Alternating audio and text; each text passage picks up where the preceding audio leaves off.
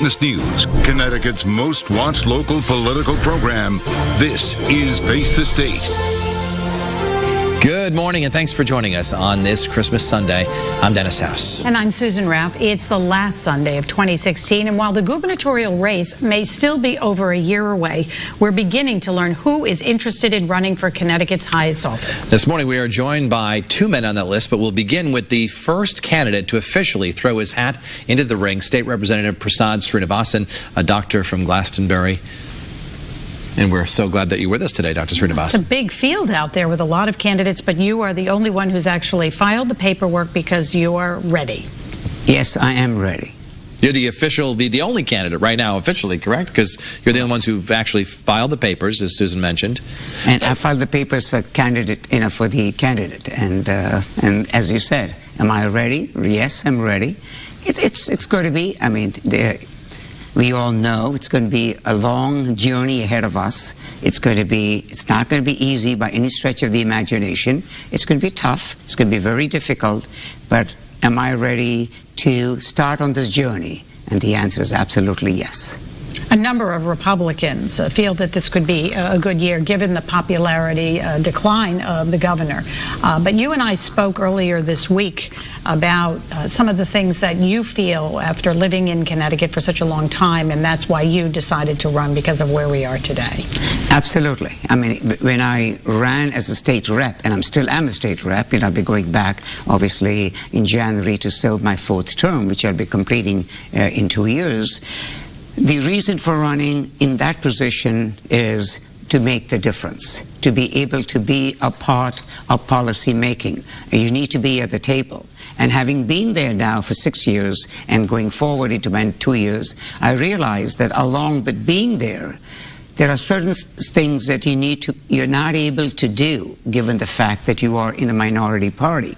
And to be able to accomplish that, you need to be, hopefully, the governor of the state in that position where, with the capacity to be able to work with both sides of the aisle, both of the House as well as the Senate, you're able to accomplish the things that you hope you will be able to do, so that we are able to revive Connecticut and Connecticut becomes prosperous again, as it used to be back in 1980 when I came to Connecticut. Well, of course, there was no state income tax back then. Are you calling for maybe a reduction in the state income tax or a removal of it? Well, I'm sure people will like a reduction and people like the removal, but those are things we'll have to look at given the climate that we're in right now, given, as we know, when we go into the cycle, into the session, what our deficit is going to be. I think first, in a logical way, we'll have to look back and see what can we accomplish. And what needs to be done is, in my opinion, the first most important thing is to make sure that Connecticut is truly open for businesses. That was what was talked about in the past. We are open for Connecticut. That was a banner we had for businesses, but that's not what we have seen in the last 4, 6, 8 years. The businesses are just leaving left, right, and center. People are leaving our state. It's the big businesses that are leaving. Small businesses are closing down, and nobody is expanding. Nobody has the capacity or the feeling of confidence that, we can do well if we enlarge in our state. And I think that has to change, and that's what I hope to be able to accomplish. You've mentioned the 80s. A lot has changed since the 80s in many ways. We went through probably one of the worst recessions. We went into it late and came out late.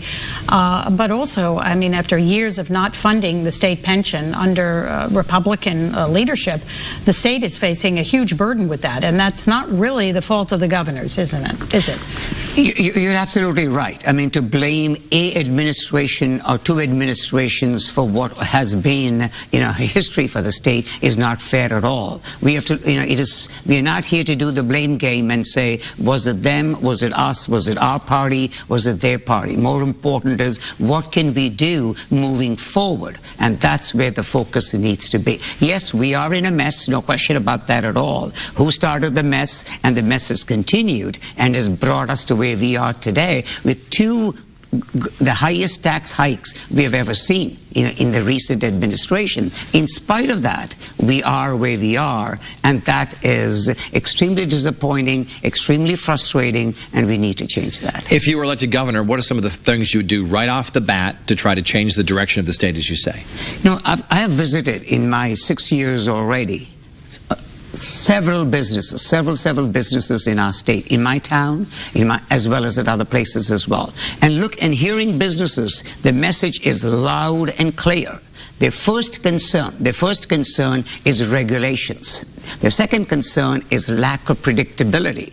And the third, of course, is the taxes. And that's what I would look at and go in a logical way. We need to make sure that our businesses thrive, both large and small. Small businesses are the backbone of our state. We need to ensure that they stay in our state and continue to grow. Regulations, whether it be licensing fees, whether it is in independent contractors, that is a new thing these days. We need to make sure those independent contractors are able to be innovative in our state. We have lost that touch. We are not innovative anymore. We just do the cookie cutter, keep going, and what we need to do. We were once upon the manufacturing base. Obviously, we have lost that base right now, but we need to get it back. Aerospace, that's the wave of the future. Look at Glastonbury. We've got Flanagan Industries, phenomenal industry. We've got HAPCO, all of them major suppliers to the aerospace, aero-industrial space. We need to make sure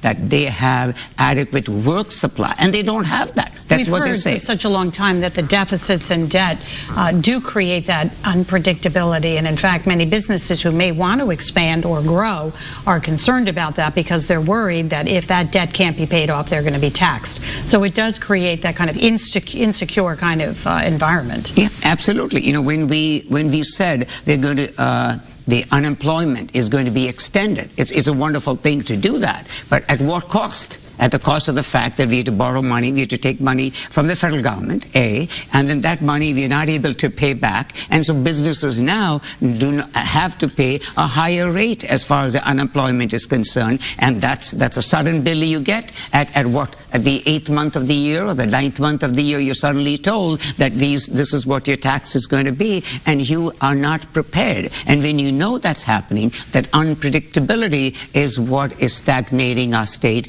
and holding back our businesses that have the capacity to grow but do not want to grow. We have a minute left before we have to go to the break, and there could be a potential field of maybe 10 Republicans running for governor this time around. What makes you the best candidate of the bunch?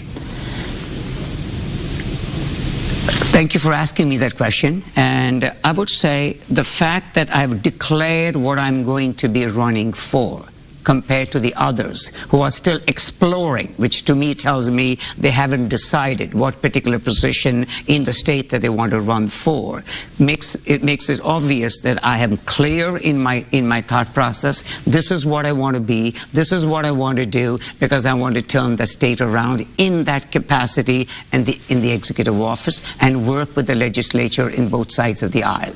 You know, I've served in public health as a ranking member, and over these 6 years, I have a great track record of being able to work in a bipartisan way and do things, change things around for the better for our state. I feel I'm a great communicator. I will be able to reach across the aisle, whether it be up in the Senate or down in the House, and be able to make sure that in a very logical, stepwise way, be able to move our state in the right direction. And for that reason, I think I consider myself the best candidate. As we sit here now with the governor midway through his second term, it's not clear if he's going to run again, and we asked him this week if he will. And thank you very much for joining us, Dr. Srinivasan. Thank you. Thank you for joining us. You're very welcome. Have a great holiday.